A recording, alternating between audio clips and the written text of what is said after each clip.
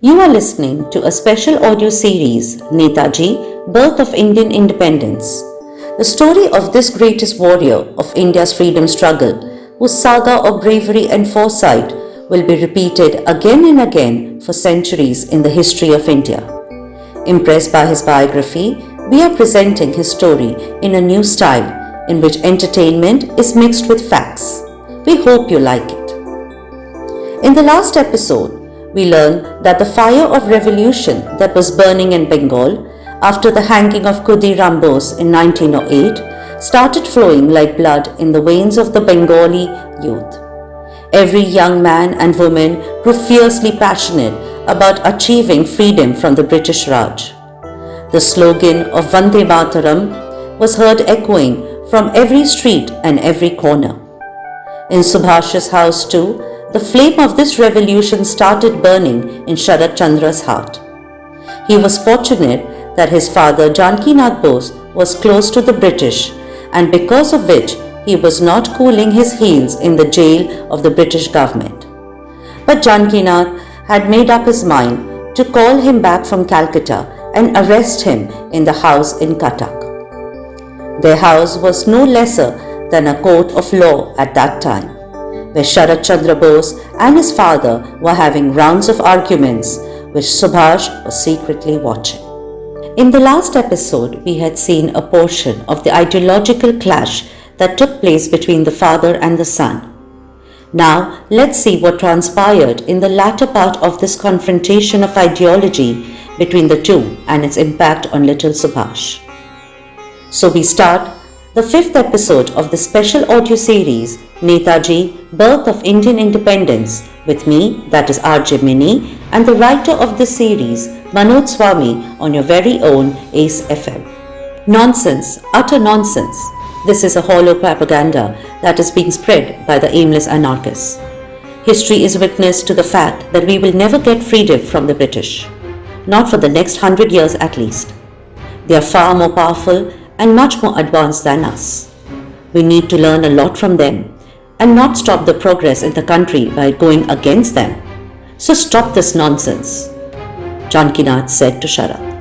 I beg to differ, father. What you are calling as progress of our country, I consider it as exploitation of our country. Before they set their foot in India, this great nation of ours was called the Golden Bird. Where is that gone now? Where has that happiness of ours gone? Where has it gone? Where are the grains that are cultivated in our country? Why is there hunger in our country today?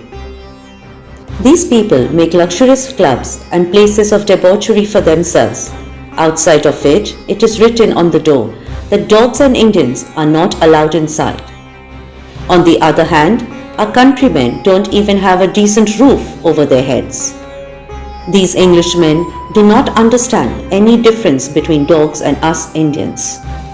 They treat us as dogs of the streets. Forget the luxury. Just leave it. We don't need their means of luxury and comfort. For deadly diseases like cholera and malaria, why have these people opened hospitals only for themselves? Why are our countrymen left to die on the streets because of these pandemics every year? Why are their dead bodies deserted on the streets, not even allowed to be cremated? Chandra expressed his explosive arguments for the first time in front of his father in an impulse. Janakinath looked at Sharad carefully and said, So this is the education you were taught in Calcutta? Your countrymen, for whom you are being so eager to fight against the British for freedom and willingly lay down your life, do not deserve your efforts or sacrifice. Try to remember the story of the Revolution of 1857. When these revolutionaries acted in self-serving ways, when your freedom fighter killed his fellow countrymen for his own interest. Forget the matter of 1857. Betrayal and selfishness flows in the blood of us Indians. Otherwise, would people like Jayachand and Mir Jafar have been born here? The idea of freedom and independence tempts the youth. But I have seen the world and know the nature of the Indians very well. I will not let a promising boy like you fall in the trap of these revolutionaries. Take a break from your studies for 1 year, and by then the British government will wipe out these revolutionaries. There is no need for you to go to Calcutta. Just stay here till I erase the ghost of this madness from your forehead. Chandra said, Father, you may tie me with chains in this house, but the revolution to free Mother India from the chains of slavery have begun. Millions of crazy people like me have already started walking on this path towards freedom. How will you stop all of them? That is not my responsibility. My only responsibility is towards my family and to keep my family safe, and I will just do that, even if I have to make my ties closer with the British. You can leave the room now. Janakinath ordered Sharad to depart from his room. Chandra went towards his room, but words like freedom, revolution and slavery crossed Subhash's mind. Only English and Latin languages were used in the school. European study, geography and Bible studies were taught there. Nothing was taught about the language, history and culture of the Indians. Unaware of the fact that his mother was also listening to the father and son argument, Subhash made faces mocking his father hiding behind the door. The very next moment, Prabhavati Devi got hold of his ears and quietly dragged him along with her to her room. Locking the room there, she asked Subhash, "What were you trying to listen? Secretly like a thief?" "Same things that you were trying to hear, mother," Subhash replied to his mother innocently. "You have become very naughty little devil. Don't you know that it's bad manners to listen secretly?" Prabhavati asked Subhash. "I know it's wrong to eavesdrop, mother. My mind told me so. But I could not resist listening to my heart that was forcing me to hear what was going on in Father's chamber.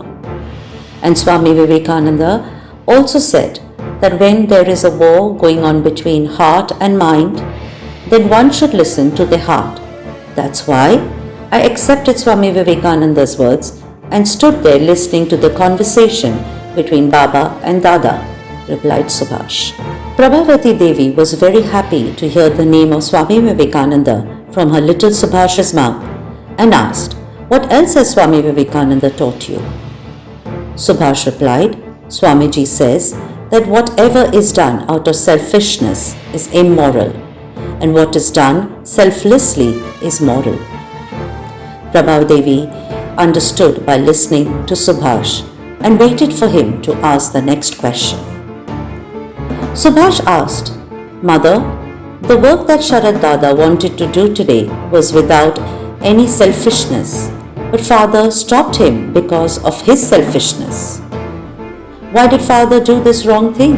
I am sure that you must have started sensing the commotion in the Bose family in Cuttack. Did you like the conversation between Subhash and his mother after the brief ideological difference between Subhash's father and elder brother? Listening to the words of spirituality and the sense of discrimination between what is just and what is not from her little son, imagine what would be going on in the mind of Prabhavati Devi. But this conversation is not over yet.